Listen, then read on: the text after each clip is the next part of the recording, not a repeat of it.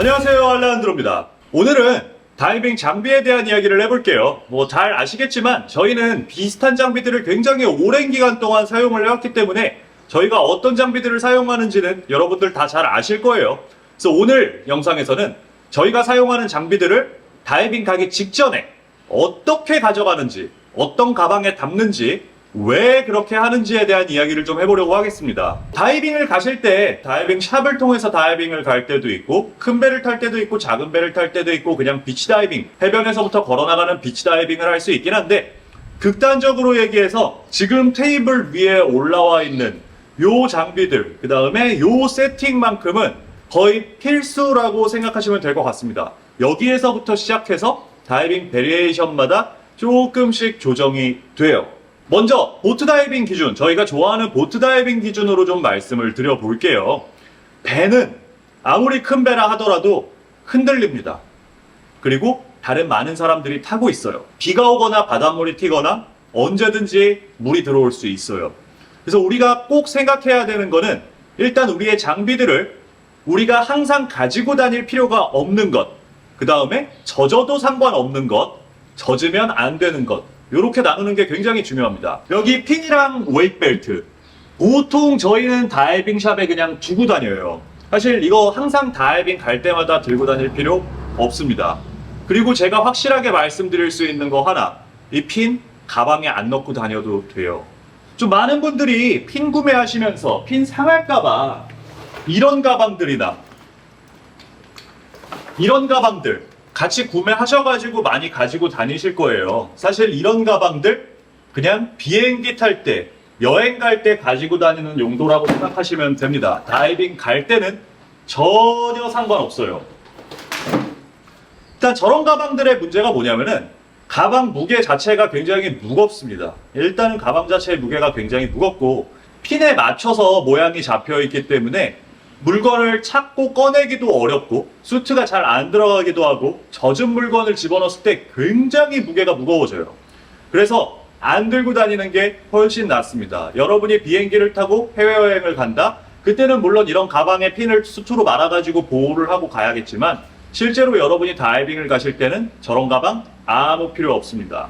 이 핀이랑 웨이트 같은 경우에 저희는 보통 다이빙 샵에 맡기고 다닌다고 말씀을 드리긴 했는데요.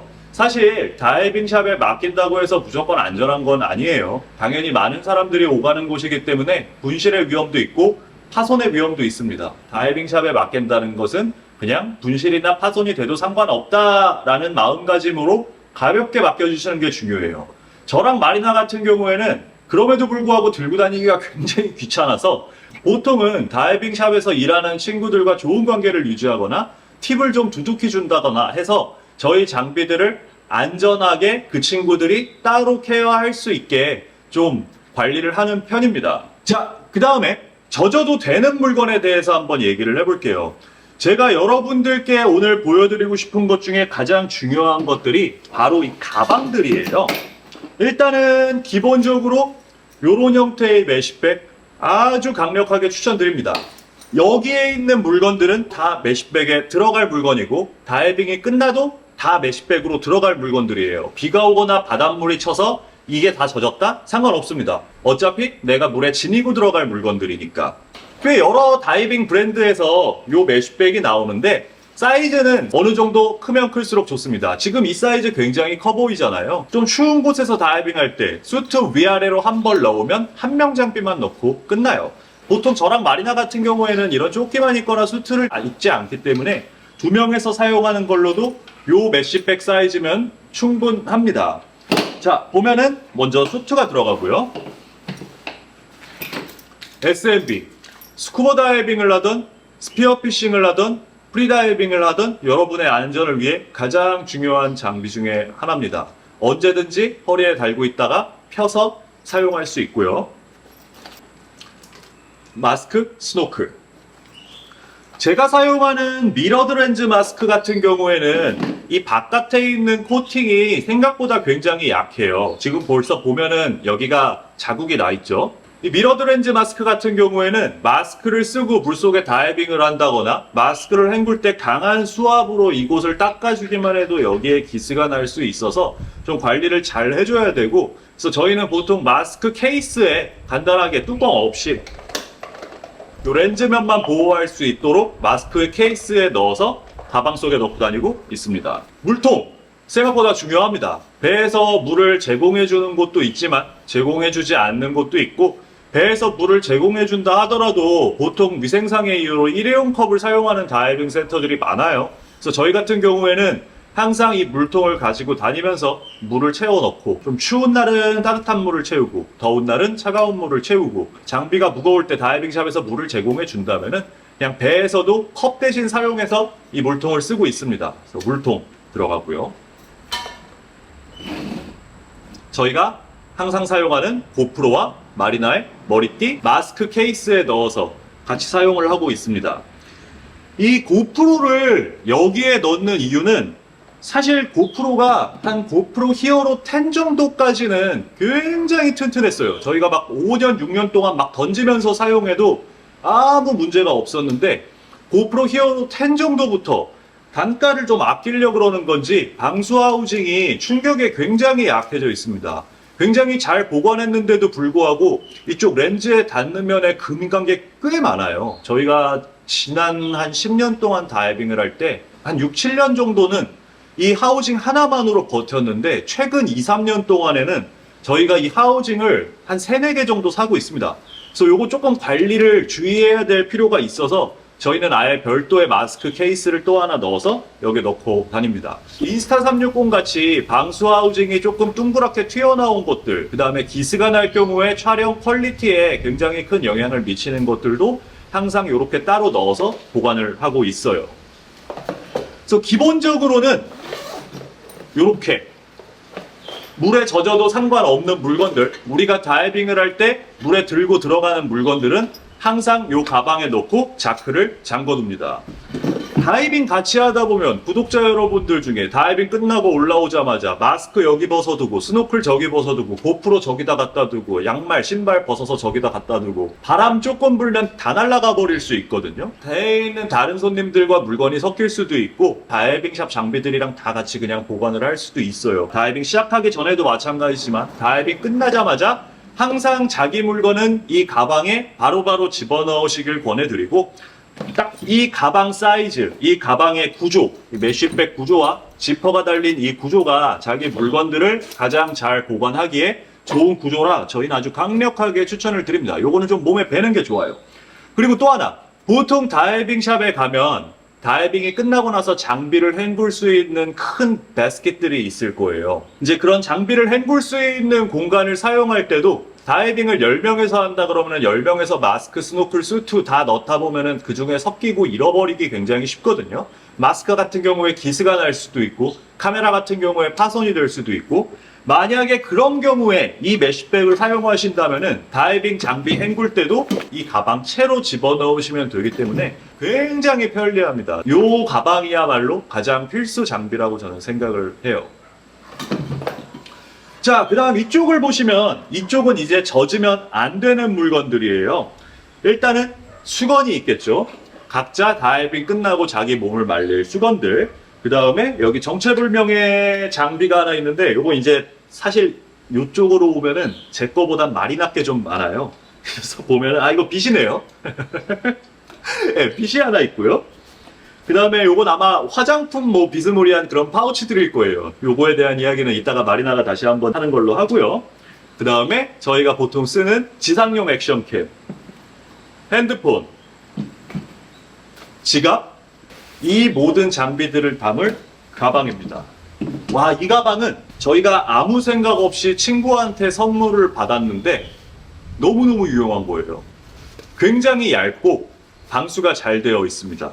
그리고 안쪽에 수납 공간도 꽤 이것저것 나눠져 있어서, 이제 저희 같은 경우에는 다이빙을 간다 그러면 마리나 파우치를 넣고, 지갑을 넣고, 카메라를 넣고, 핸드폰을 여기다 넣고, 수건 같은 경우에도 여기 넣고, 다이빙 들어가기 직전에 선글라스랑 옷을 벗어서 여기다가 다 넣고, 모자를 쓰고 있다면 모자도 여기다 넣고, 가방을 잠깁니다.